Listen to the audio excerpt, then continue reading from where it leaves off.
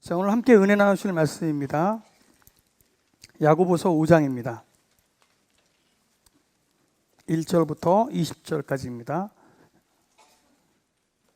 자, 오늘도 앞에 스크린을 통해서 말씀이 띄워질 겁니다. 우리 함께 합독하여서 우리 개개인에게 주시는 귀한 은혜들을 또 누렸으면 좋겠습니다.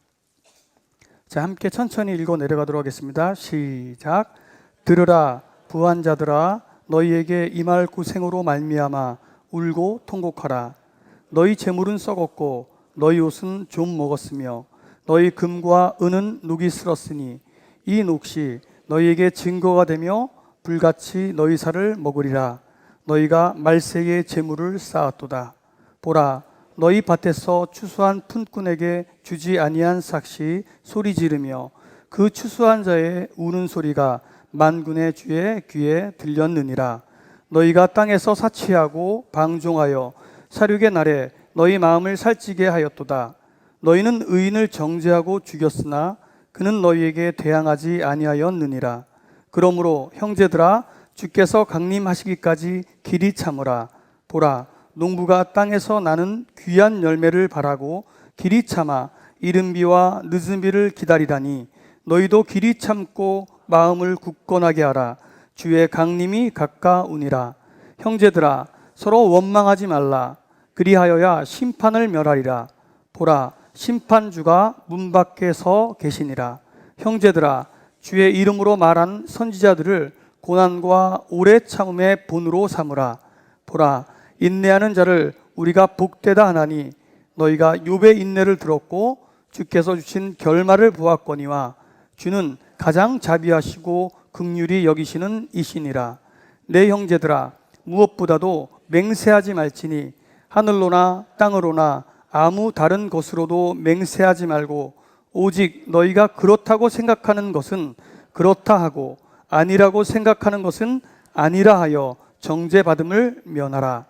너희 중에 고난 당하는 자가 있느냐? 그는 기도할 것이요. 즐거워하는 자가 있느냐? 그는 찬송할지니라. 너희 중에 병든 자가 있느냐? 그는 교회의 장로들을 청할 것이요. 그들은 주의 이름으로 기름을 바르며 그를 위하여 기도할지니라. 믿음의 기도는 병든 자를 구원하리니 주께서 그를 일으키시리라. 혹시 죄를 범하였을지라도 사하심을 받으리라. 그러므로 너희 죄를 서로 고백하며 병이 낫기를 위하여 서로 기도하라. 의인의 간구는 역사하는 힘이 큼이니라. 엘리야는 우리와 성정이 같은 사람이로되 그가 비가 오지 않기를 간절히 기도한즉 3년 6개월 동안 땅에 비가 오지 아니하고 다시 기도하니 하늘이 비를 주고 땅이 열매를 맺었느니라. 내 형제들아, 너희 중에 미혹되어 진리를 떠난 자를 누가 돌아서게 하면 너희가 알 것은 죄인을 미혹된 길에서 돌아서게 하는 자가 그의 영혼을 사망에서 구원할 것이며 허다한 죄를 덮을 것임이라. 아멘.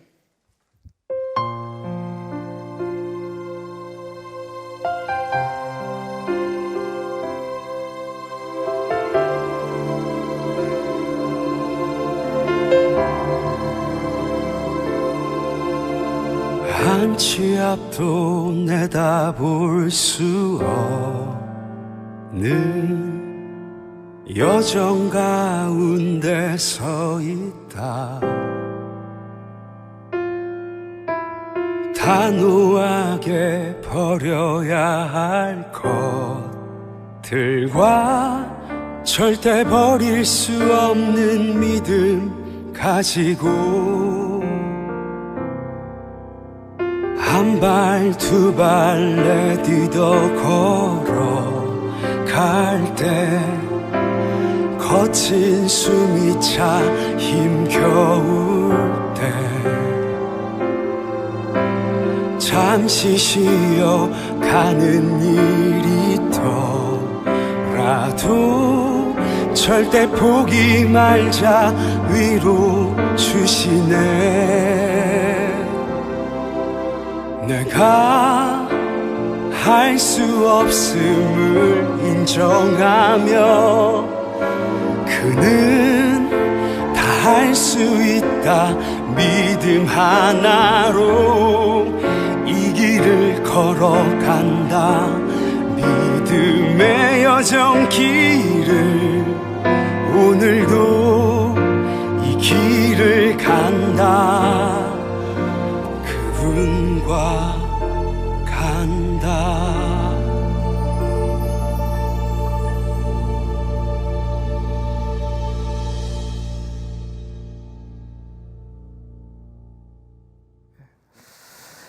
유럽 선교를 마치고 한국에 들어왔을 때 내가 조국에 돌아왔구나, 대한민국 맞네 라고 느낀 게 언제였을까요?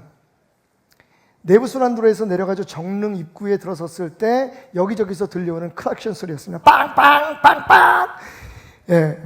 사실 가만히 생각해 보니까요, 모르고 있었는데 제가 그 체코, 그 다음에 오스트리아, 독일 3개국을 잠시지만 주로 이제 체코에 머물러 있었고요. 돌아다니면서 크락션 소리를 못 들어봤던 것 같아요. 제가 한번 누르긴 했어요. 옆에 갑자기 끼어들어오죠. 근데 그분들이 운전 습관이 좋은 건 아니더라고요. 제 아내가, 제가 좀 피곤해서 아내가 대신 운전을 하려고 운전대를 잡았다가 한 15분 만에 다시 자리를 바꿨어요. 얼마나 무섭게 운전을 하는지 바로 뒤에다 갖다 대는 거예요. 거의 100km, 110km, 우리로 말하면 110km 정도의 그런 그 스피드 리밋인데 140, 50은 보통이에요. 그리고 버릇들이 안 좋더라고. 막 뒤에다 갖다 대, 차를. 그러니까 빨리 빠지라는 거죠, 옆으로. 되게 무서웠어요. 근데 가만히 생각해 보니까 정말 위험해서 제가 크락션을 한번 눌렀던, 경적을 한번 울렸던 그것을 제외하고는 유럽에서 크락션 소리를 못 들은 것 같아요. 기다리고 이런 건 참 잘하더라고요. 그러니까 일단 고속도로에 들어서면 굉장히 빠른 속도로 운전을 하는데 길에나 뭐 도시에서나 아니면 시골길에서조차도 얼마나 잘 기다리고, 그리고 주로 이제 로터리들이 돼 있잖아요. 라운드어바웃이라고 우리가 요새 부르는데 그 로터리에서 얼마나 질서를 잘 지키는지, 크락션 누르는 소리, 여기 오니까 내가 그래, 우리 크락션 많이 누르는 나라구나 라는 걸 느꼈습니다. 그뿐이 아니었습니다. 거기서 잠시 이제 아이들에게 아이스크림만 다 모여가지고 거의 그러니까 온누리 찬양팀 40명이 빠지고 한 70여 명이 남아있을 때 제가 이제 아이스크림을 아이들한테 사다 주려고요. 그리고 아내하고 그 가까운 마켓에 갔는데 얼마나 오래 기다리는지. 그럴 때마다 우리가 하는 얘기 있잖아. 승진아, 한국 같으면 저거 죽었다. 천천히 해요. 근데 거기에 대해서 불평을 하거나 불만을 토로하는 사람이 하나도 없어요. 그냥 다 서서 기다리고 있는 거예요. 우리가 좀 기다리는 거 잘 못하죠. 좀 급하죠. 긍정적으로 보면 좋은 말로 얘기하면 우리가 이렇게 열심히 살아가고 있는 거고 그게 우리의 몸에 밴 거죠. 근데 한편으로 얘기하면 참 성급하다, 좀 급하다라는 생각을 많이 하게 됩니다. 그렇다고 해서 그렇게 많이 차이 나는 것도 아닌데, 좀 오래됐는데 한겨레 신문에 그 한국 사람들이 얼마나 급한지에 대한 그 10가지 증거가 나온 적이 있었습니다. 첫 번째는 그 자판기 앞에서, 여러분이 들었던 소리예요. 유럽 사람들은 자판기에서 커피를 꺼낼 때 그 동전 넣고 누르고 자기가 원하는 커피가 다 마지막 바늘까지 딱 차서 그럼 여기 불이 들어오거든요. 끝났다고. 그러면 문을 열고 커피를 가져간답니다. 한국 사람은 어떻게 하죠? 누르는 순간 커피잔을 붙들고 있죠. 이렇게.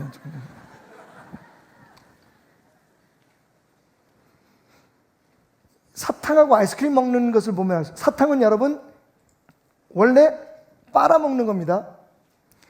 젤리는 스키들이나 뭐 이런 것들은 원래 씹어먹게 되는, 껌은 씹어먹는 거죠.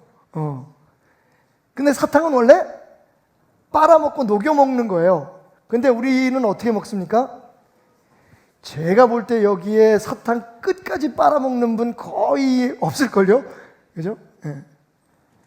아이스크림 먹을 때도 보면 알 수가 있어요. 서양 사람들은, 유럽 사람들은 아이스크림을 이렇게 좀 볼상 산업지만 이렇게 핥아 먹습니다. 녹여 먹죠. 우리는 위 확 잘라먹고 이러고 과자를 바삭바삭 씹어서 종이 나중에 싹 빼고 밑에 남아있는 초콜릿까지 다 먹어야 이제 그걸 다 먹는 거예요. 근데 그 시간이 몇십 초 안 걸려요. 막 머리가 아프잖아요. 너무 막 차갑게 먹으면.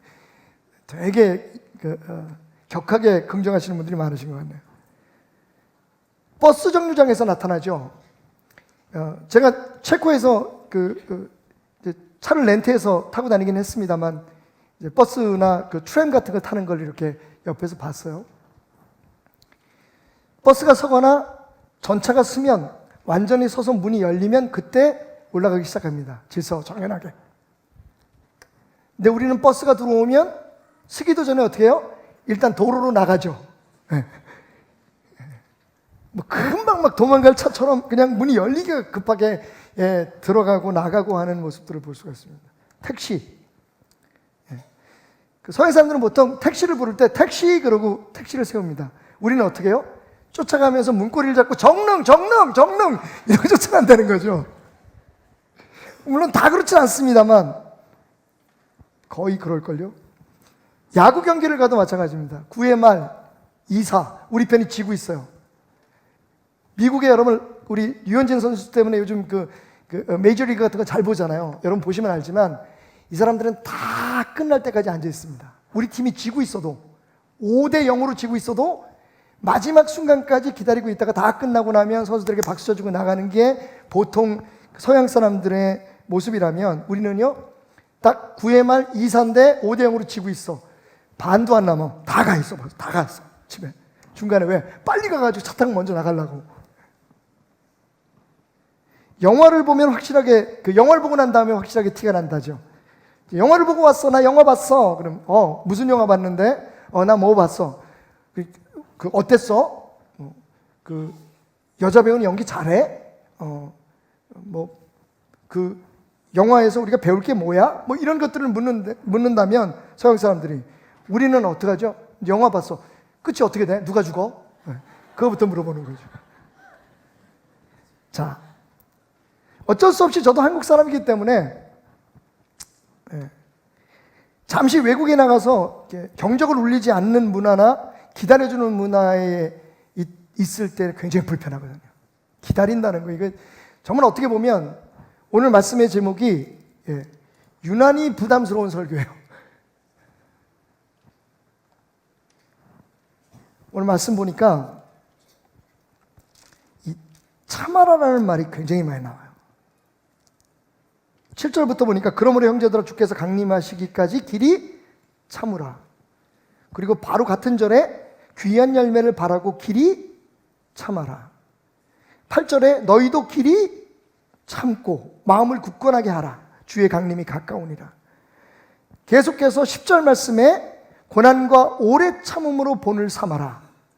그리고 11절에는 욥이라는 사람을 소개하면서 욥의 인내를 너희가 들었다라고 얘기하고 있습니다. 근데 여러분, 조금 마음을 놓으셔도 될 것 같아요. 근데 여기서 참으라는 말, 인내하라는 말은 사실 참으라는 말이 아닙니다. 참으라고 써 있지만 사실은 준비하라는 말로 이해하는 것이 맞습니다. 그러니까 길이 참으라는 말은 뭐냐면 무작정 가만히 예수님 올 때까지 그냥 멈춰 있으라 혹은 그냥 기다리라는 얘기가 아닙니다. 주님 오실 때까지, 오심을 마음에 두고 주님 만날 그날을 준비해 나가라는 뜻이죠. 그건 우리가 할 수 있잖아요. 그죠? 참고 기다리는 건 좀 어려운데 준비하면서 기다리는 건 할 수 있다. 그럼 뭘 어떻게 준비해야 합니까? 사실은 야고보서 자체는 굉장히 직설적이고 단순한 문체로 되어 있습니다. 그래서 어떤 사람은 사도 바울의 편지와 야고보의 편지를 비교하면서 뭔가 좀 깊이가 없지 않느냐라고 얘기합니다. 왜냐하면 굉장히 직설적이거든요. 단순한 어투로 기록되어 있기 때문에. 근데 사실 한편으로 보면 야고보는 딱 할 말만 하는 사람인 것 같아요. 사도 바울은 자신의 지식이나 혹은 그동안의 깊은 신앙에 대한 고뇌와 그 다음에 탐구 때문에 말이 굉장히 어떨 때는 복잡하고 심지어는 우리가 같은 마음으로 묵상하지 않으면 이해가 안 가는 말들이 있는데, 여러분 야고보서 공부하면서 느꼈지만 부담은 되는데 사실은 이해하기는 어렵지 않잖아요. 그렇게 굉장히 단순하게 할 말만 하고 편지를 마무리 지으려고 했던 야고보가 5장에 오니까 아무래도 야고보 선생님도 조금 복잡해진 것 같아요. 하고 싶은 말은 많은데 지면은 한정돼 있고. 그래서 사실 5장을 보면서 우리가 굉장히 이렇게 단편적인 여러 가지 이야기들이 마지막 정리하는 이야기들이 쩍쩍쩍쩍 나오고 맨 마지막 19절과 20절을 보면 뭔가 좀 못 갖춘 마디의 음악처럼 끝나는 것처럼 느껴질 수 있어요. 그런데 가만히 말씀을 읽고 또 읽고 그냥 문자적인 말씀만을 읽는 게 아니라 야고보 선생님이 이 편지를 쓸 때 어떤 마음을 가지고 있었을까라고 하는 것을 생각하면서 말씀을 읽다가 보면 정리가 돼요. 제 나름대로 정리한 걸 여러분들에게 말씀드리려고 해요. 예수님 지금 문 밖에 있다고 야고보 선생님이 말합니다. 이 편지를 썼을 때가 2000년 전이에요. 그러니까 지금은 문 열고 서 계실지도 몰라요, 여러분. 예수님은 한국 분은 아니시지만 급하게 우리를 찾아오시기를 원하실지도 모릅니다. 어쨌든 예수님을 만날 날이 어제보다는 하루 가까워진 우리의 입장에서 예수님이 언젠가는 오시겠다고 하신 그분을 우리가 만나야 될 입장에서 뭘 준비할 것인가? 준비하는 우리들은 어떤 삶의 자세, 신앙의 태도를 가져야 될 것인가? 3가지로 정리를 해봤습니다. 첫 번째로, 주님을 기다리는 사람은 주님께서 우리에게 주신 힘을 남용하지 말아야 합니다. 한번 따라해 봅시다. 주어진 힘을 남용하지 말아라. 그 이유가 뭐냐면 주님이 지금 보고 계시고 있기 때문이라는 겁니다. 오늘 1절부터 들어라 부한 자들아 너에게 임할 고생으로 말미암아 울고 통곡하라. 그 부자들에 대한 경고입니다. 근데 그냥 부자가 아니라 너희 재물은 썩었고 너희 옷은 좀 먹었으며, 무슨 얘기입니까? 써야 될 때 쓰지 않고 그냥 쟁겨만 두고 그 물질을, 그 부를 자기의 힘으로 믿고 살아온 사람들에 대한 경고입니다. 여러분, 부자가 되는 게 죄가 아니에요. 기독교는 부의 축적 자체를 죄로 말하지 않습니다. 자, 부에 대한 공격이 아니라, 그죠? 돈이 전부인 것처럼 돈이 세상의 모든 일을 해결해주고 돈만 있으면 끝이다라고 생각하는 사람. 그래서 항상 내 옆에 충분한 돈, 내가 생각할 만큼의 충분한 돈을 가지고 있어야 된다고 생각하는 사람들에 대한 경고, 사람들에 대한 경고예요. 사람들의 어떤 태도에 대한 경고예요.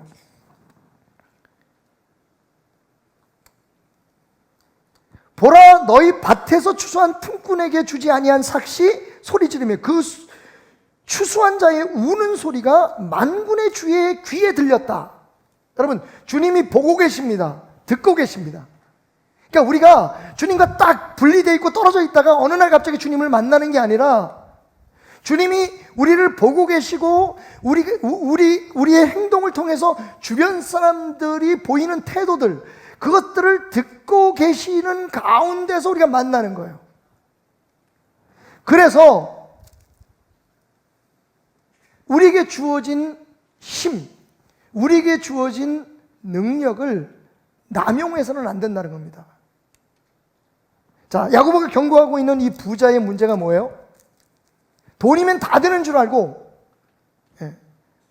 써야 될 곳에 쓰지 않고 그 돈이 녹슬 때까지, 그 돈이 썩을 때까지 지금 쟁겨놓고 있는 거예요.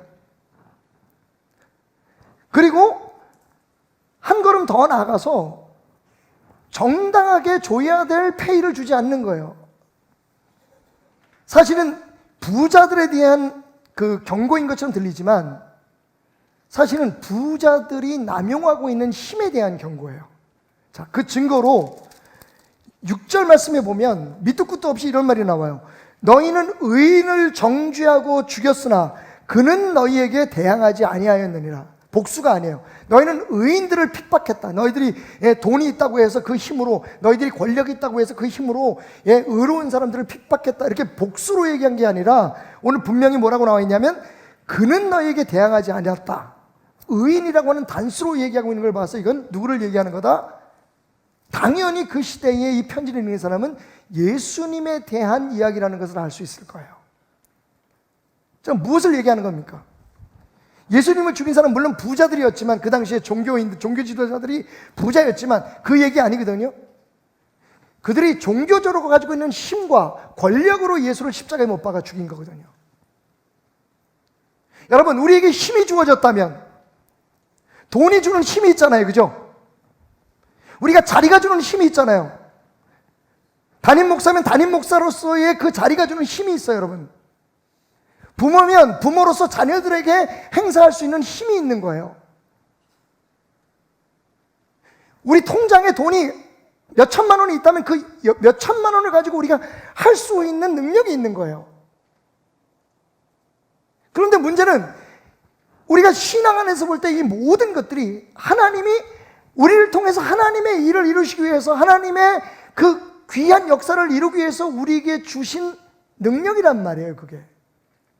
그런데 오늘 야고보가 경고하고 있는 이 사람들은 마치 예수님을 만날 일이 없는 것처럼, 예수님이 모르고 있다가 나중에 마지막 순간에 딱 와서 너희들 잘 있었니? 라고 이렇게 인사하며 만날 것처럼, 그렇게 하나님께서 하나님을 위해서 쓰라고, 하나님께서 우리에게 맡기신 그런 사명을 감당하라고 주신 그 물질이라는 힘과 권력이라는 힘을 자기 마음대로, 자기 뜻대로 사용했다는 겁니다.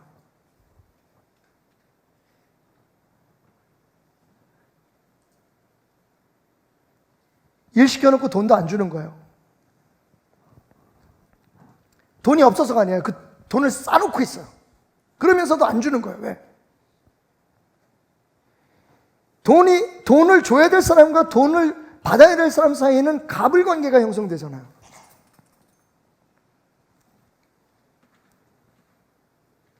여러분, 사실은 우리가 이 말씀을 좀 확대해서 생각해 볼 필요가 있어요.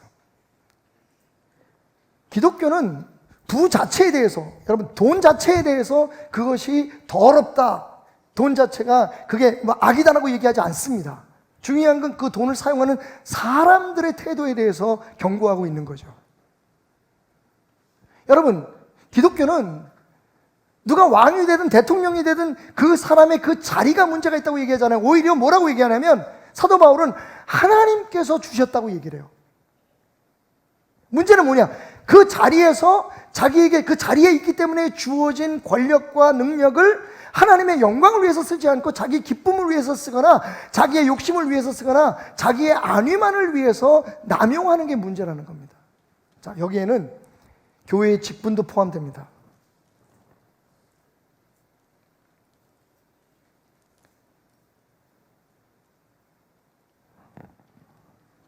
우리에게 주어진 힘과 함께 주어진, 그게 자리든지 물질이든지 어떤 위치든지 우리에게 명성이든지 우리에게 주어질 때 힘이 같이 주어지거든요. 근데 그 힘은 우리 신앙의 고백에 의하면 하나님이 주신 거란 말이에요. 이걸 내 것처럼 쓰면 안 되는 거예요. 내 기쁨을 위해서 쓰면 안 되는 거예요. 하나님께서 내게 주신 사명을 위해 써야 하고, 하나님께서 이 땅에 나를 보내신 그 목적을 위해서 써야 되는 거예요.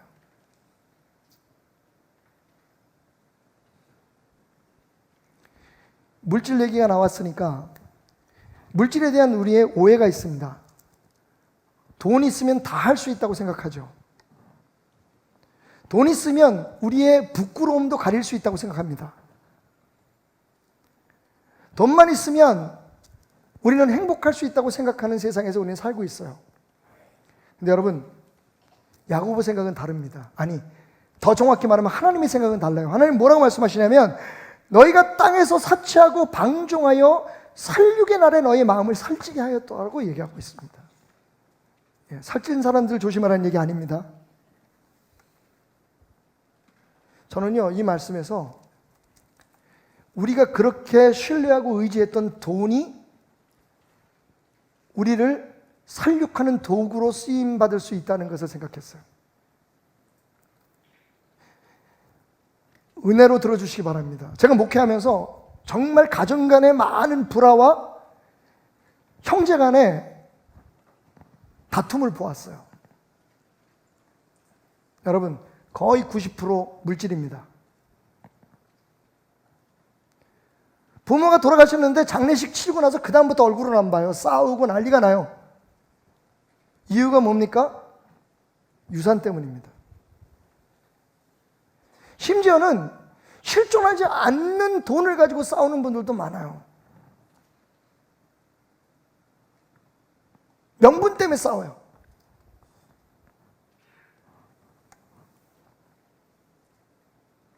사실은 돈이 우리의 삶의 문제의 해결책이고 우리를 든든히 지켜줄 수 있는 거라고 생각하지만 사실은 여러분 오늘 말씀하시는 것처럼 살육의 날에 돈은 무기가 돼서 우리를 죽입니다. 여러분 돈 때문에 얼마나 많은 사람들이 죽는 줄 아세요? 돈 때문에 얼마나 많은 사람들이 무너지고 상처받고 주저하는 줄 아십니까?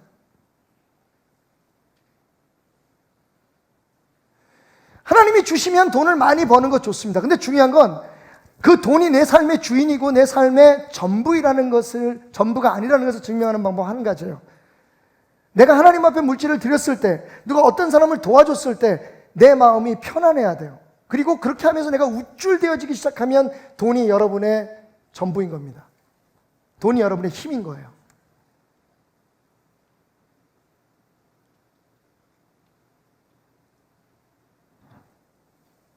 권력도 마찬가지고 자리도 마찬가지입니다. 여러분, 제가 이 자리에 이렇게 서 있지만 담임 목사이기 때문에 물론 오해도 있고 그리고 제가 진짜 잘못하는 것들도 있을 건데 담임 목사이기 때문에 가끔 듣게 되는 투정이 있어요.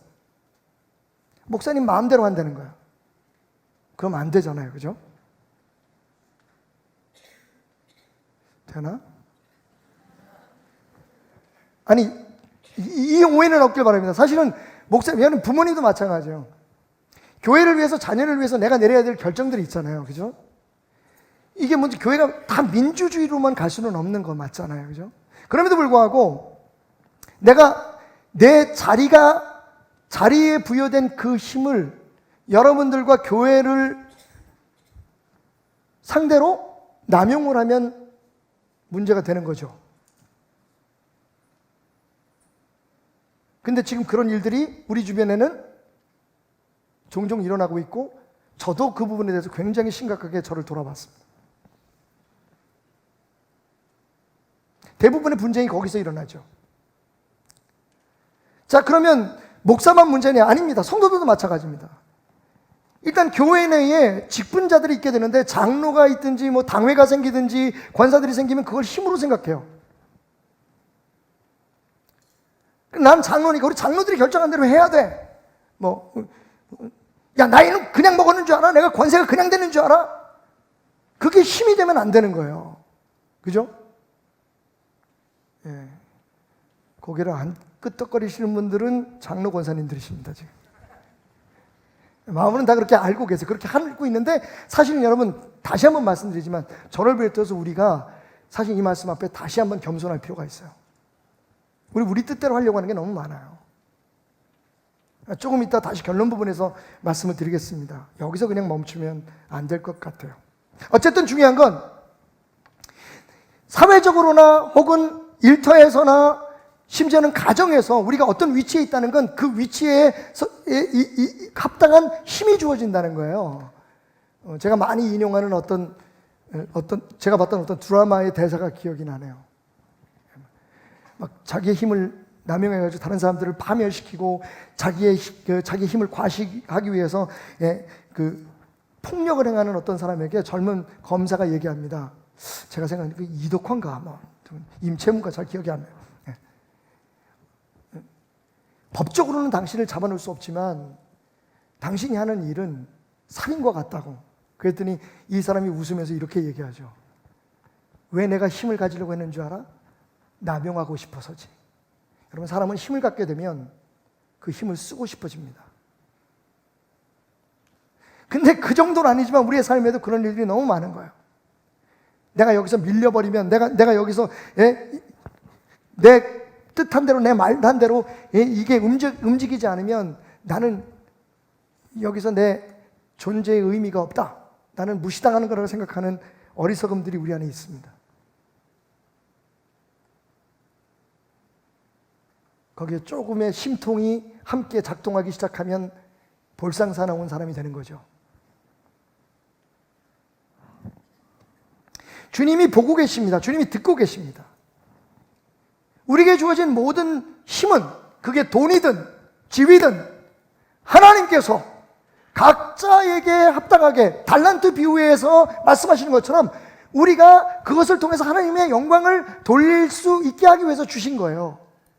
이 땅에서 나를 기쁘게 하고 잘 먹고 잘 살라고 주신 그 목적만이 아니라는 겁니다. 그래서 오늘 야고보는 얘기합니다. 주어진 힘을 남용하지 마라. 하나님이 주인이라는 것을 그것을 통해서 증명하라는 거예요, 여러분. 하나님이 수단이 되면 안 되는 거예요.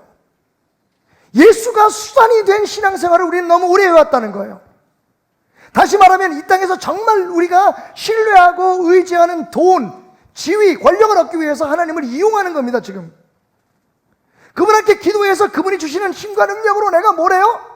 부자가 되고, 내가 높은 지위에 있고 인기 있는 사람이 되고, 내가 목회 잘하는 목사가 되고 싶은 겁니다. 여러분, 그건 신앙이 아닙니다. 예수는 수단이 아니라 우리의 목적이 되어야 되는 거예요. 예수는 우리 신앙의 최종적인 목표입니다. 그분에까지 성장할지어다. 이게 목표잖아요. 근데 솔직히 말해서 많은 사람들이 10년이 되든 20년이 되든 처음 예수를 믿을 때 그 생각을 바꾸질 못해요. 처음엔 그럴 수 있어요. 내가 몸이 아파서 예수를 믿고 우리 가정에 문제가 있어서 하나님을 믿어서 문제를 해결하겠다고 나올 수 있지만, 여러분, 분명히 성경은 우리에게 그것이 전부가 아니라고 얘기해요. 그렇게 나온 사람들을 예수님께서 물리치거나 추궁하지 않으시지만, 그러나 우리가 성장해야 된다는 목표를 우리에게 세워주셨어요. 어디까지? 예수 그리스도의 장성한 분량에 이르기까지. 근데 여전히 우리가 10년이 되든 20년이 되든 예수가 우리의 수단이 되고 우리의 목표는 잘 사는 거가 되면 문제가 되는 거예요. 부자 되는 게 목표면 문제가 되는 거예요. 건강하게 사는 게 목표가 되면 문제가 되는 거예요. 이 세상에서 이름을 남기는 사람이 되기를 원하면 문제가 되는 거예요. 그래서 강단을 떠나면서 남겼던 그 선배 목사님의 얘기가 제게 채찍처럼 다가오는 거예요. 나를 철저히 잊어주십시오. 뭐 그런다고 잊혀지겠어요. 그러니까 더 생각나더라고. 하여튼 머리도 좋으셔. 근데 정말 그분의 그게 진실한 고백이었다면, 와우! 만약 모든 이 시대의 교회 지도자들과 교회의 직분자들이 그런 마음으로 하나님을 섬긴다면, 모든 부모들이 자녀들 앞에 그렇게 설 수 있다면, 부부가 그렇게 예수 안에서 자기의 힘을 하나님의 맡겨주신 사명과 살아가라고 주신 사람들을 위해서 사용하라고 주신 하나님의 능력일 뿐이라고 생각하고 살아갈 수 있다면, 여러분,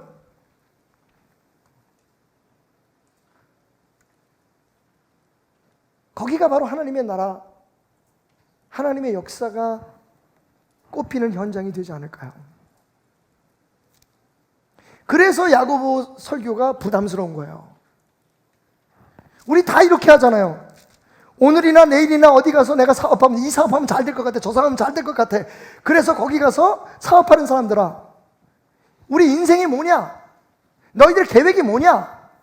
너희들이 투자한 돈이 뭐냐? 그거 다 들의 풀 같아, 안개 같아. 해가 뜨면 다 없어져 버려. 아무리 들어도 우리는 그걸 이해를 못하는 거예요. 그리고 뭐라고 결론을 짓습니까? 하나님의 뜻이거든 이것도 하고 저것도 해야겠다라고 고백하는 게 맞다는 거예요. 바로 그 다음에 제가 여러분들과 나누고 싶은 이야기가 그거예요. 자, 주어진 힘을 남용하지 마라, 주님이 보고 계신다라고 말한 야고보는 이어서 뭐라고 얘기하냐면, 자기 자신에게만 집중하는 걸 버리라는 거예요. 너 자신만을 중심으로 살아가는 삶을 버리라는 겁니다. 그리고 자비와 긍휼의 주님을 바라보라고 얘기합니다. 좀 여러분이 의아하실 거예요. 왜냐하면 그 다음에 나오는 얘기가 맹세에 대한 이야기고 원망하지 말라는 얘기인데, 그게 나하고 무슨 상관이 있지? 자기중심적인 삶과 무슨 상관이 있지? 여러분, 제가 생각해 봤어요. 야고보의 마음으로 왜 이런 얘기를 하셨을까 생각하면서, 우리가 맹세를 하는 두 가지의 극단적인 경우가 있습니다. 여러분, 우리가 언제 맹세하죠? 내가 나를 신뢰할 때 맹세해요. 그건 내가 한다니까. 내가 우리 아버지 무덤을 걸고 맹세한다. 내가 하늘을 향해서 맹세한다. 이게 뭐예요? 나는 확신한 거예요. 또 한 경우는 완전히 반대야. 내가 너무 자신 없을 때 사람들 앞에 마치 자신인 것처럼 보이려고 맹세해. 그거 아무것도 아니라니까. 내가 한다면 한다니까. 내가 하늘을 걸고 맹세한다. 그런데 여러분, 두 가지 경우가 다 보면 자기 중심이에요. 자기 판단이에요. 근데 여러분, 성경은 맹세하지 말래요. 왜 그럽니까? 내가 나를 믿을 수 없거든요.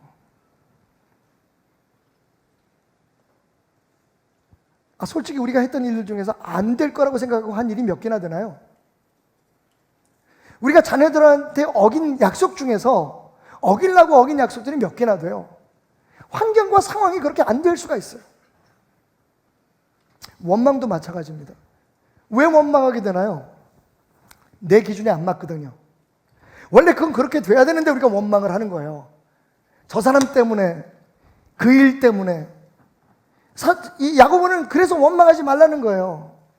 그 사람의 입장에서 보면 그건 원망거리가 아닐 수 있는 거예요. 아니, 더 정확히 말하면 하나님의 입장에서 보면 그게 선한 것일 수 있어요. 근데 우리는 우리 입장에서 당장 상처가 되고 아픔이 되고 내게 손해가 되니까 원망하는 거야. 저 인간만 아니었으면. 난 저 사람 때문에 못 살겠어. 여러분, 욥을 보십시오. 욥은 자기 자녀들을 한순간에 몰아간 태풍에 원망하지 않습니다. 그렇게 평생을 모아놓은 재산을 한꺼번에 훔쳐간 그 도둑들을 원망하지 않습니다. 심지어는 자기를 저주하고 떠나버린 아내를 원망하지 않습니다. 오히려 그는 이렇게 얘기합니다. 내가 모태에서 알몸으로 나왔은즉 또한 알몸으로 그리로 돌아가올지라. 주신이도 여호와고 거두신이 무슨 얘기입니까? 내 삶에 일어나는 모든 것들은 다 하나님의 계획 속에 있었다는 겁니다. 그게 내게 좋고 나쁘고 내 감정에 수용할 만하고 그렇지 않고 상관없어요. 하나님이 하지 않고 되는 일은 없다는 전제하에서 하나님이 이렇게 하라면 이렇게 하고 저렇게 하라면 저렇게 하고 원망할 일이 없는 거죠. 예수님도 그렇게 말씀하시잖아요. 가룟 유다를 향해서 너 차라리 안 태어났으면 더 낫을 것 같아, 유다야. 그런데 너 지금 네가 해야 할 일을 해라. 나가서. 우리 같으면 이런 네 가지 없는 놈, 내가 널 위해서 내가 너한테 돈 주머니까지 막혔어. 우리 가운데 네가 제일 중요한 일을 해서 내가 널 얼마나 신뢰했는데 네가 나를 이렇게 팔 수 있니, 배신할 수 있니? 그것도 은 30냥에 내 몸값이 그것밖에 안 되냐? 그리고 돌아서서 그가 나가고 난 후에 제자들에게 그렇게 얘기했어요. 저 새끼 때문에 안 돼. 저런 거 꼭 한 놈씩 있다니까. 예수님 그런 말 한 말씀도 안 하셨어요. 오히려 그를 불쌍히 여기셨어요. 그 모든 것들이 하나님의 계획 속에서 이루어지는 일이고 그 일에 누군가는 쓰임 받아야 되기 때문에, 그래서 심지어는 사람들의 마음으로 그래서 가룟 유다는 어쩌면 천국에 갔을지도 몰라. 왜냐하면 하나님이 쓰신 대로 쓰임 받은 거니까 자기 잘못이 아니라고. 근데 그건 좀 아닌 것 같아요. 어쨌든 여러분, 맹세하지 말라는 건 우리 자신을 너무 신뢰하지 말라는 거예요. 원망하지 말라는 건 네 자신의 감정대로 모든 것을 판단하지 말라는 거예요. 제가 요셉에 대해서 설교할 때마다 청소년들이나 청년들에게 항상 내는 내기가 있습니다. 이렇게 얘기해요. 만약 요셉이 그 어린 나이에 형제들에게 팔려가서 억울하게 옥에 갇히고, 그죠? 진짜 억울하게 강간 미수범으로, 단어조차 어려운 걸 왜 그 인간들이 그렇게 하는지 모르겠어요. 그렇게 사람들에게 의심을 당하면서도 그가 하나님 앞에 단 한 글자라도, 단 한마디라도 불평한 것이 있으면 성경에서 찾아보라. 그럼 내가 100만 원을 주겠다. 여태까지 100만 원 한 번도 준 적 없어. 할렐루야. 왜냐하면 찾을 수 없을 뿐만 아니라 내가 보니까 애들이 찾지도 않아. 그냥 제가 설교하면 여러분들도 마찬가지일걸요. 그렇게 얘기하면 집에 가서 진짜 찾아가지고 100만 원 찾을래, 100만 원 벌려고 하는 사람 없어. 그냥 목사님 그렇게 얘기하니까 그런가 보다. 근데 여러분 목사 100% 믿지 마세요. 어쨌든 저는 돈이 안 나가서 좋은데 요점은 그겁니다. 요셉은요 불평 한마디 안 해요. 왜? 나중에 형제들에 대해서 그가 하는 얘기를 들어보면 알 수가 있어요. 형님들이 나를 팔았다고 생각하죠? 아니에요. 하나님께서 우리 가족을 살리기 위해서 나를 먼저 보내셨을 뿐입니다. 그 방법이 아프고 상처가 되고 고통스러운 과정이었지만 하나님이 하신 겁니다. 그럼 무슨 원망이 있겠어요, 여러분? 그러니까 사실 우리가 신앙생활 하면서도 누구를 정죄하고 불평하고 원망하고 판단하는 건 내 기준이, 내가 지금 그 상황에서는 하나님인 거예요. 내 힘으로 뭘 할 수가 있다고 생각하니까 맹세하는 거예요. 내 능력이면 충분히 할 수 있다니까 맹세하는 거예요. 나는 할 수 없는데 그걸 감춰야 되니까 맹세하는 거예요. 그래서 야고보는 얘기합니다. 아니야. 주님이 너를 지금 인도하고 계셔. 주님만 바라봐. 네 자신을 너무 생각하고 너만 집중하면 안 돼. 여러분, 신앙은 무엇입니까? 우리 중심에서 하나님 중심으로 가는 거거든요. 내 눈으로, 내 관점에서, 내 경험에서 나를 보는 것, 내 기준에서 내 삶을 계획하던 것을 이제는 하나님의 눈으로, 하나님의 관점에서, 하나님의 가치관 안에서 나를 재평가하는 게 신앙이거든요. 그러니까 주님 오시기 전에 우리가 점점, 모르겠어요. 그게 빨리 되는 사람도 있고 그렇지 않은 데서 분명히 해야 될 건 뭐냐 하면, 주님이 우리의 수단이 아니라 우리의 최종적인 목표라는 그 신앙의 경지에 올라야 돼요. 예수님은 우리가 세상에서 원하는 걸 얻기 위한 수단으로 쓰면 안 된다는 거예요. 그럼 그 예수님 만날 때 우리 부끄러움 당할 거예요. 부끄러워서 그분의 얼굴 어떻게 보겠어요? 두 번째는 내 중심에서 하나님 관점으로, 하나님 중심으로 바뀌어야 돼요. 무슨 일이 일어나든지 누가 잘못해서, 누가 못돼서 뭐 이렇게, 혹은 내가 잘못해서, 내가 연약해서 이렇게 판단하는 게 아니라 지금 이 모든 것들이 하나님이 나를 길러가시고 키워가시고 하나님의 뜻을 이루어가는 과정이라고 생각하고 주어진 일에 나는 최선을 다하는 거예요. 그리고 모든 결과에 대해서는 하나님을 바라보는 거예요. 마지막 세 번째로, 그래서 결론적으로 야고보는 그 많은 이야기를 하다가 이 얘기는 빼놓지 말아야겠구나. 이게 진짜 결론이야. 여태까지 내가 많은 얘기를 했지만 이건 말하는 나도 부담스럽고 오늘 설교하는 저도 부담스러워요. 야고보서는 진짜 부담스러운 설교였어요.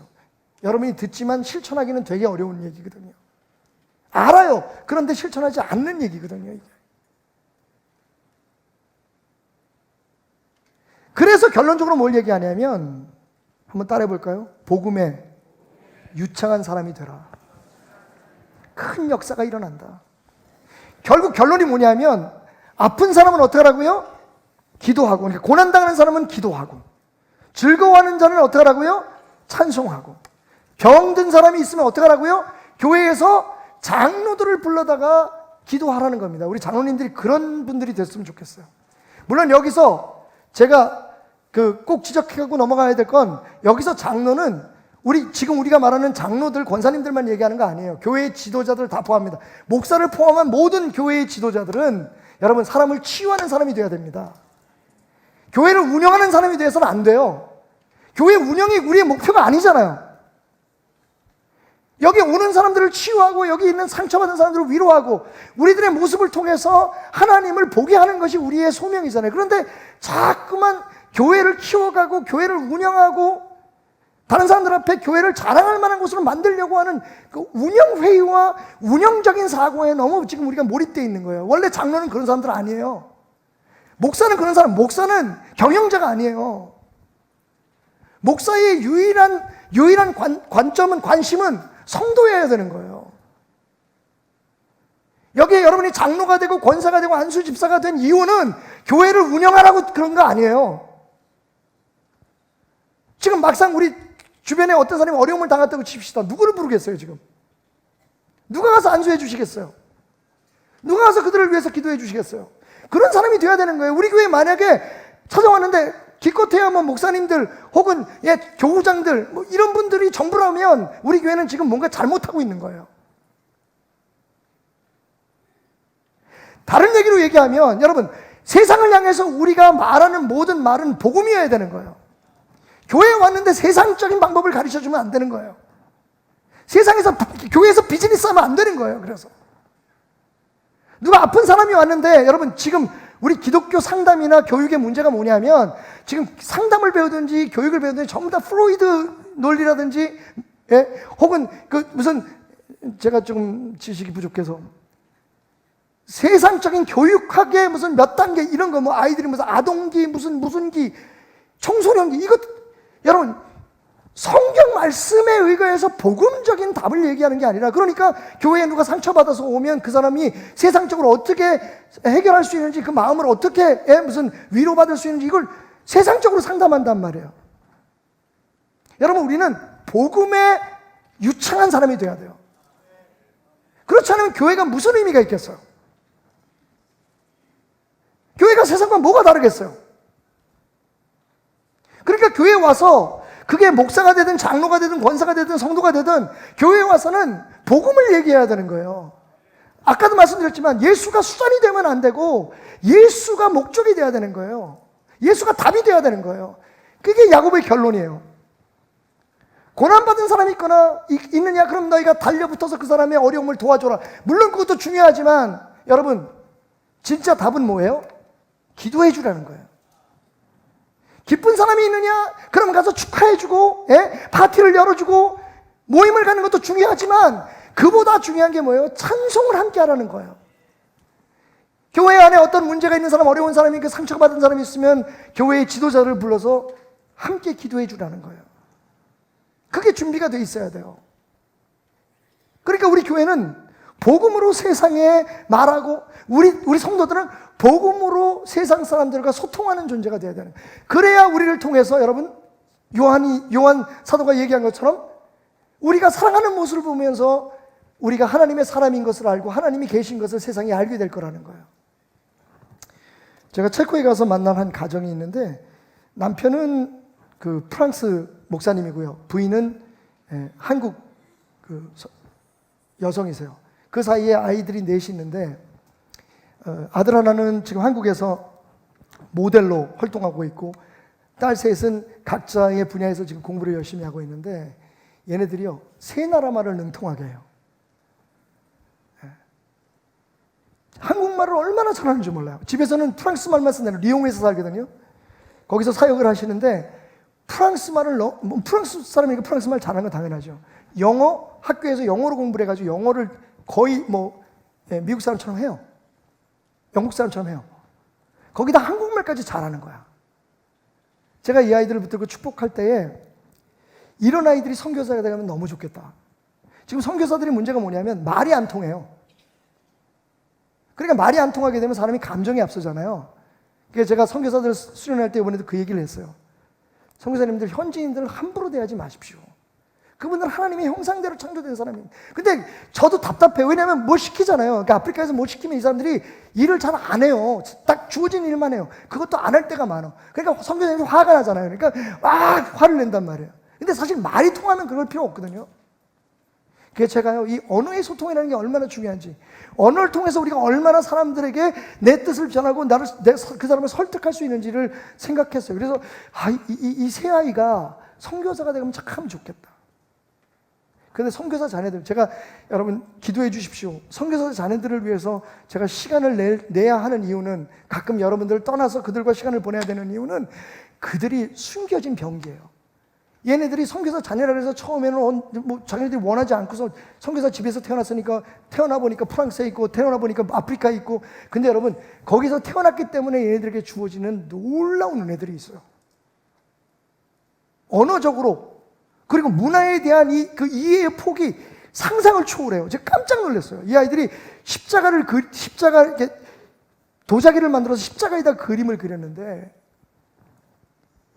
그 안에 담겨 있는 이 크리에이티비티가, 창의력이 깜짝 놀랐어요. 그걸 나중에 와서 표현하는데 전부 다 울었어요. 아이들의 마음속에 있는 생각들을 그 십자가에다 그려놓았는데, 그 하나하나를 설명하면서 이건 뭐고 저건, 어떤 아이는 독도도 그려놓고 막 그 십자가를 한복으로 칠해놨어요. 한복처럼 만들어놨어요. 그러니까 조국에 대한 그 그리움이 있는 거예요, 이 어린애들이. 그러면서 그렇게 얘기해요. 내가 대한민국을 위해서 매일 기도하고 있다고. 그 어린아이들, 우리는 여기서 살면서도 안 하는데 떠나 있으니까 더 그럴지도 몰라요. 야, 이런 아이들이 정말 자신들의 언어와 자신들의 그런 표현으로 그 나라 사람들에게 복음을 전하기 시작하면 엄청난 일이 일어나겠구나. 여러분, 사실 우리가 사용하는 언어는 온 세상의 모든 언어들을 덮고도 남을 만한 언어예요. 그게 뭐냐면 복음이에요. 여러분, 예수 사랑으로 안 되는 게 뭐가 있습니까? 기도와 찬송의 능력으로 안 되는 것이 무엇이 있습니까? 사실 우리가 복음을 얘기해야 돼요. 교회에 모여서. 우리가 모인 모든 자리에서 우리는 기도하고 찬송하는 그게 복음의 언어잖아요. 사랑하고 그 영혼을 주님 앞에 이끌어오고 상처받은 사람 어쩌든 다시 주님 앞으로 돌리려고 하는 그 복음의 언어가 유창한 게 교회가 돼야 되는 거죠. 우리가 교회에 모였는데 세상 언어를 얘기하는 거예요. 세상적인 걸로 싸우는 거예요. 세상적인 걸로 다투는 거예요. 세상적인 걸로 문제를 해결하려고, 세상적인 걸로 뭔가 커져하려고 하는 거예요. 그 자체가 얼마나 어리석은가 하는 것을 주님을 기다리는 입장에 있는 우리들에게, 주님이 바로 문 앞에 서 계신데 지금 언제까지 그러고 살겠느냐, 언제까지 세상의 언어를 하면서 내가 하나님의 사람이라고 얘기하겠느냐를 지금 깨우치고 있는 거예요. 20세기 중엽에 텍사스에 기름 때문에 부자가 된 세 사람이 있습니다. 아주 대표적인 사람, 존 뉴턴, 루이스 웨더포드, 그 다음에 사무엘 프레스토라고 하는 이 세 분이 있었어요. 이분이 돈이 많으니까 여기저기 막 여행도 다니고 같이 몰려다니면서 교제를 나눴습니다. 엠파이어 스테이트 빌딩 29층에 그 호텔에 방을 잡았어요. 스윌룸에 세 사람이 각자. 그리고 이제 그날도 뉴욕시에 가서 실컷 술을 먹고 즐겁게 놀다가 호텔로 돌아왔는데 그 호텔 매니저가 달려나오면서 죄송합니다만 세 분 오늘은 2층에서 주무셔야겠습니다. 저희가 2층에 제일 좋은 방을 드릴 테니까 거기서 오늘만 주무셔 주십시오. 우리 지금 다 거기 있는데 안 돼. 술 취한 상태에서 지금 정신이 없는데 이유가 뭐냐? 그랬더니 엘리베이터가 고장이 나서 29층까지 걸어 올라가셔야 된다는 거예요. 근데 술김에 그거 걸어 올라갈게 이러고 이제 걸어 올라가는데 걸어 올라가는 게 만만해요. 29층이. 그래서 전부 다 그냥 다 녹초가 돼가지고 딱 올라왔는데 주머니 뒤져보니까 아이고 그냥 올라오는데 그 급해 술김에 막 객기로 올라오다 보니까 열쇠를 안 가지고 올라온 거야. 서로 쳐다보면서 누가 내려갈래 지금 보고 있는데, 예. 근데 그때 마침 그 방들을 청소하는 그 메이드가, 예. 그 청소부 아줌마가 흑인 아줌마인데 이게 걸어오면서 이 사람들이 술 취해가지고 그 앞에서 이렇게 지쳐 있는 걸 보면서 물어보는 거야. 왜 그러시냐고 그래서 키를 안 가져왔다. 그랬더니 할머니가 이 아주머니가 웃으시면서 다음부터는 그런 실수하시면 안 됩니다. 키가 없으시면 문을 열 수가 없잖아요. 그러면서 자기 앞에 걸려있던 마스터 키를 가지고 그러나 다행이십니다. 저를 만나서 제가 문을 열어드리죠. 마스터 키가 있으면 되죠. 그리고 문을 딱 열어주면서 지나가듯 이렇게 얘기합니다. 그런데 아세요? 신사분들? 우리 진짜 마스터 키는 예수님이십니다. 셋이서 한 방에 모여 앉아가지고 이야기를 나누는데 그때 존 뉴턴이라는 사람이 얘기했어요. 야, 진짜 우리 이렇게 살면 안 되는 거 아니니? 친구들아, 우리 신앙은 어디 갔니? 우리가 돈이 생겼다고 돈으로 막 그렇게 흥청망청 살고 우리가 하고 싶은 대로 살면 안 되는 거였는데, 그지? 그 흑인 여인이 던진 그 말 한마디가 이 사람들의 마음속에 우리 인생의 마스터키는 삶의 어떤 문제이든지 열 수 있는 열쇠는 예수라는 걸 다시 깨닫게 해줍니다. 이 세 사람이 자기가 가지고 있는 재산을 통해서 주님을 위해서 하나님이 주신 그것을 풀어서 선교에 쓰고 교회를 세우는 데 쓰게 되는데, 여러분 잘 아시는 빌리그레암 목사님이 사역이 번성할 수 있었던 것이 이 세 부자가 그 빌리그레암 목사님의 크루세이드를, 그 미션을 전적으로 도왔기 때문이에요. 하나님의 역사였겠죠. 그런데 놀라운 건, 여러분 여기 텍사스에서 공부하신 분도 있고 텍사스 다녀오신 분도 있지만 미국 전역에서 복음화율이 제일 높은 곳이 텍사스예요. 이 세 사람의 변화가 결국은 텍사스라고 하는 그 주 자체를 신앙의 환경으로 바꿔놓기 시작한 거죠. 여러분, 결국 우리의 삶의 열쇠는 복음입니다. 예수님입니다. 제가 이 세상의 모든 직업 위에, 그리고 모든 그런 지식 위에 군림하기 위해서 여러분에게 드리는 얘기 아닙니다. 그러니까 목사가 최고라는 얘기 절대로 아니에요. 목사도 복음의 언어에 유창하지 못한 목사는 목사도 아닙니다. 여러분. 철학을 얘기할 수가 있고 세상의 여러 가지 방법들을 얘기할 수 있지만, 여러분, 예수에 대해서 유창하게 얘기하고 모든 삶의 문제를 예수로 풀기 위해 성도들과 함께 울 수 없는 목사라면 사실은 자격이 없는 겁니다. 우리는 하나님의 사람으로 모였습니다.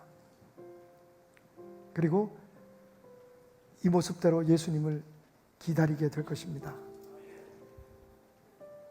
오늘 야고보의 마지막 이 부담스러운 설교, 기다리려서가 아니라 말씀은 되게 단순한데 그대로 실천하기는 단순하지 않아서 부담스러운 설교. 여러분, 돈이요, 여러분이 지금 누리고 있는 그 지위는 하나님을 섬기라고 주신 거예요. 남용하지 마십시오. 나중에 그 돈이, 당신의 그 자리가 마지막 심판의 날에 당신을 찌르는 무기가 될 것입니다. 하나님 앞에서 당신을 고발하는 도구가 될 거예요. 가정을 파괴하고 여러분의 삶을 내가 왜 살았는지 스스로 묻게 하는 마지막 폭탄이 될 겁니다. 모든 권력과 모든 능력은 하나님께서 섬기라고 주신 거예요. 기쁘게 쓰십시오. 그러면 하나님 더 부어주실 겁니다. 두 번째, 자기 중심적인 삶에서 하나님 중심적인 삶으로 바꾸십시오. 모든 것은 하나님 뜻대로 이루어질 것입니다. 지금 힘들고 어려워도 견디십시오. 하나님은 절대로 당신을 포기하지 않으실 겁니다. 이 세상에서 맹세를 이룰 수 있는 분은 한 분밖에 없어요. 우리는 안 되지만 하나님은 하십니다. 그러니까 그분이 하신 말씀대로, 당신이 믿고 따르는 대로 그분이 이루어 주실 겁니다. 마지막으로, 여러분, 삶의 모든 분야에서, 특히 믿지 않는 사람들을 향해서 복음에 유창한 사람들이 되십시오. 영어 유창하면 미국에서 살기 좋듯이, 프랑스어가 유창하면 프랑스에서 살기 좋듯이, 우리는요, 이 세상에서 복음에 유창한 사람이 되어야 됩니다. 누가 여러분에게 문제를 가져오거든 예수를 전해서 그를 붙들고 기도해 주세요. 함께 찬송하세요. 그의 영혼을 사랑하고 있다고 얘기해 주세요. 예수의 마음으로 당신을 사랑하고 있다고 고백해 주세요. 그 복음의 언어가 가득한 교회 되기를 주님의 이름으로 축원드립니다. 여기 오면, 여러분, 저도 부족하니까 우리 모두 힘을 합쳐서 여기 상처받고 어려운 사람들을 고쳐주는, 치유해주는 교회가 됐으면 좋겠어요. 다른 곳에서 상처받은 사람이 여기 오면 위로받고, 떠날 때 떠날지라도 예수를 만나고 떠날 수 있는 그런 현장이 되었으면 좋겠어요. 그러기 위해서 우리 여러분 복음으로 대화합시다. 복음으로 살아냅시다. 복음에 유창한 사람이 되십시오. Jesus is the key. He is the master key for our lives. 우리의 모든 삶에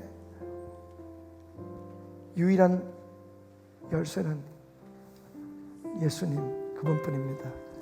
기도하겠습니다. 하나님, 오늘 주신 말씀을 붙들고 이제 또 주님을 기다리며 살아내겠습니다.